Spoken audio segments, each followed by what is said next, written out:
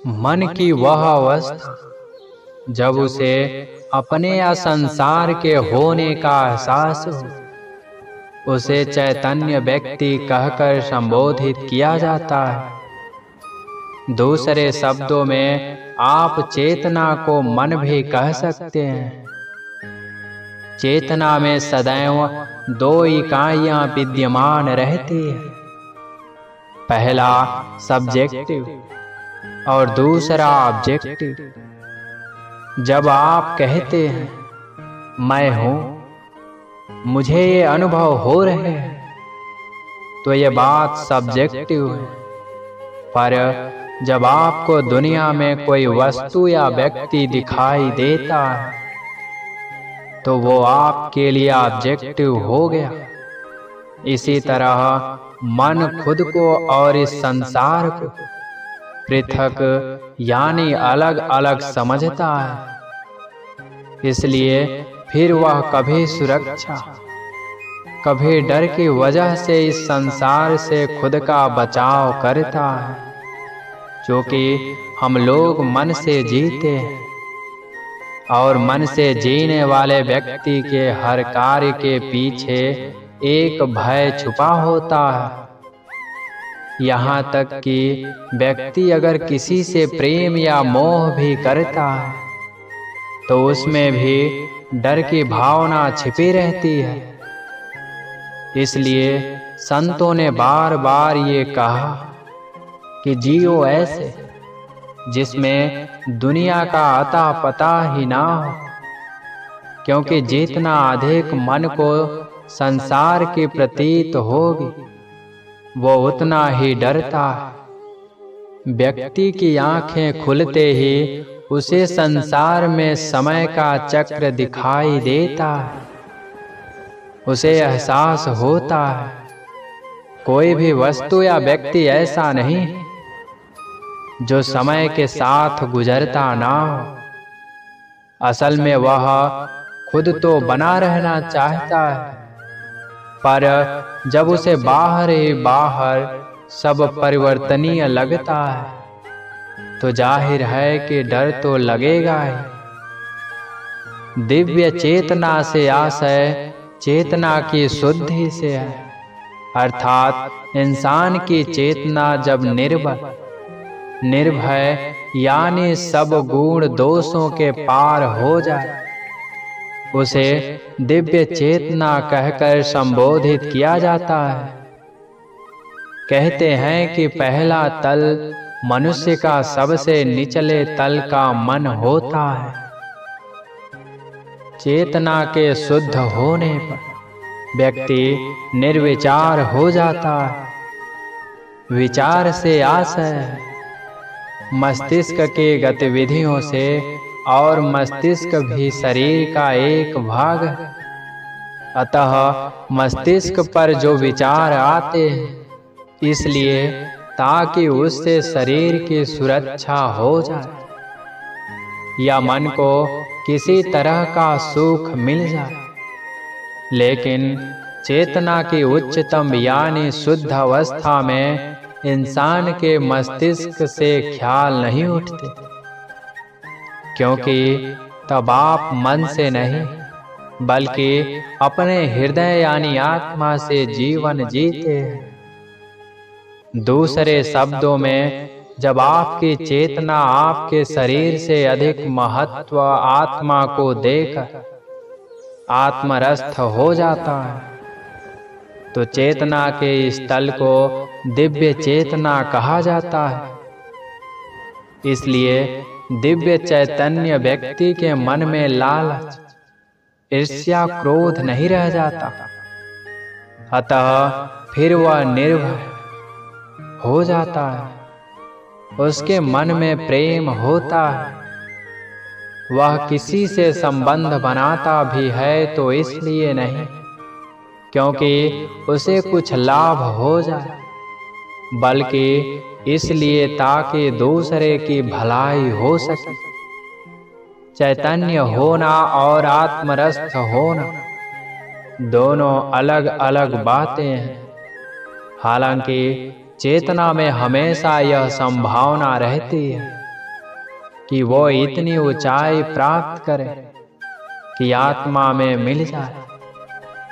चेतना का दूसरा नाम मन है, जबकि आत्मा मनुष्य का केंद्र है, जिसे हृदय भी कहा जाता है।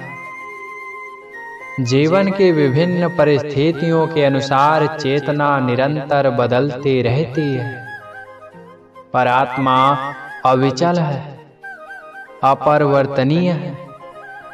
चैतन्य व्यक्ति जागृत के कारण देश दुनिया से अवगत हो सकता है, पर जागृत व्यक्ति में जब बोध आ जाए तो उसे आत्मरस्थ व्यक्ति कहते हैं।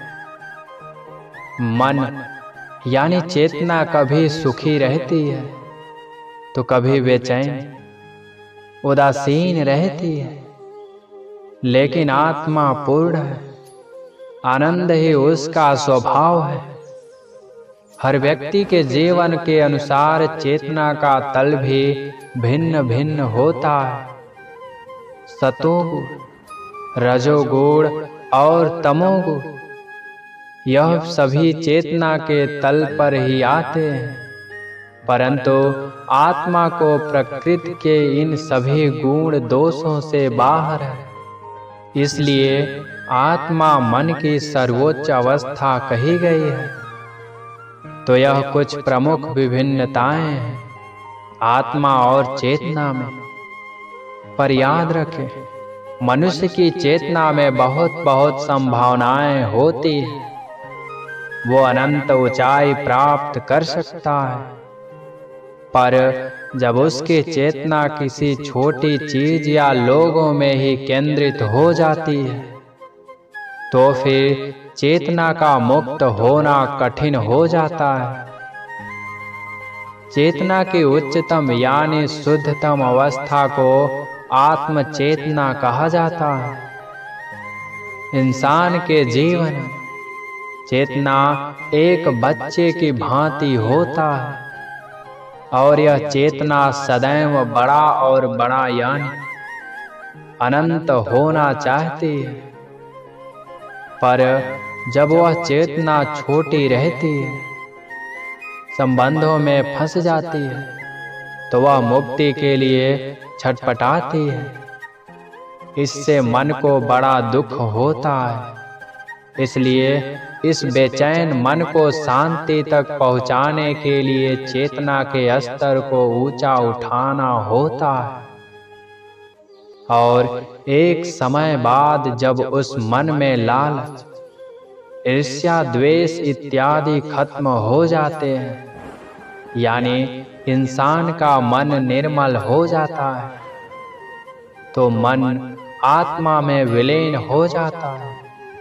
अर्थात अब उसकी चेतना मन या शरीर की इच्छाओं पर नहीं, बल्कि आत्मा की मर्जी से चलता है।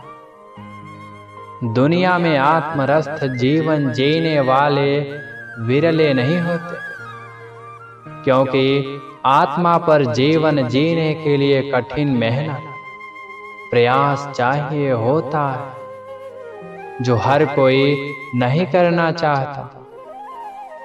आपके मन यानी चेतना का जीवन पर गहरा प्रभाव पड़ता है, क्योंकि मन खुश है, संसार उसे भा रहा है, तो जाहिर है कि आप भी खुश दिखाई प्रतीत होंगे। लेकिन इसके विपरीत अगर मन निराश या हताश है, उसे किसी चीज की कमी खलती है रोजाना, तो आप भी एक दुखी चेहरा लेकर इस दुनिया में घूमते दिखाई देते हैं।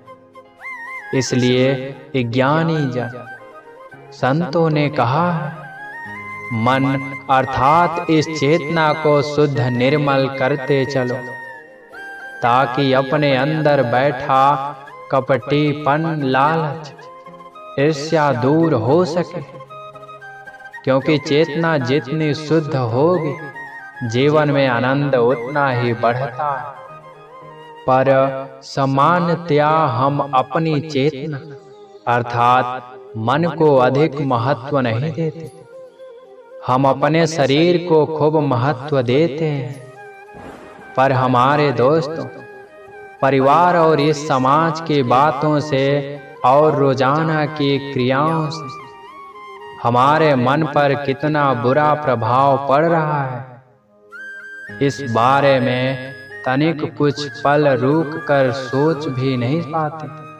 अतः जीवन में जो लोग परम आनंद पाना चाहते हैं, अपनी चिंताओं से मुक्त होना चाहते हैं, उन्हें अपनी चेतना की स्थिति, हालात को समझकर उसे बेहतर बनाने की दिशा में आगे बढ़ना चाहिए। चेतना के ये चार तल मन, बुद्धि, चित्त और अहंकार से सीधा तादाद में रखते हैं। जागृत अवस्था में संसार में मनुष्य को अपनी इंद्रियों जैसे आँख, कान, नाक इत्यादि से जो अनुभव होते हैं और उन अनुभवों के आधार पर वह जो कर्म करता है, उसे मन की जागृत अवस्था कहते हैं। मनुष्य दैनिक जीवन में विभिन्न तरह के कार्य करता है और चेतना की इस जागृत अवस्था कहकर संबोधित किया जाता है। स्वप्न अवस्था में मन में बैठा यह अहंकार अनुभवों को बेहद अधिक पसंद करता है। अनुभवों का लोभ उसमें इस कदर हावी रहता है कि कई बार उसे जब बाहरी दुनिया में अनुभव नहीं मिलते, तो फिर मन जो अनुभव पाना चाहता है, उसे स्मृति यानी माइंड के माध्यम से आंख बंद कर कल्पनाओं के माध्यम से ले लेता है। इसी को स्वप्न अवस्था कहकर संबोधित किया जाता है। आपने देखा होगा, हम सो जाते हैं, पर फिर भी स्वप्न में हमें कई तरह के अनुभव होते हैं। कई बार हम हवाई यात्रा करते हैं, कभी प्रेमिका से बात करते हैं, या कभी हमारी मृत्यु हो जाती है, जो ये दर्शाता है कि हमारे अंदर अनुभव पाने की ख्वाहिश बेहद ज्यादा है।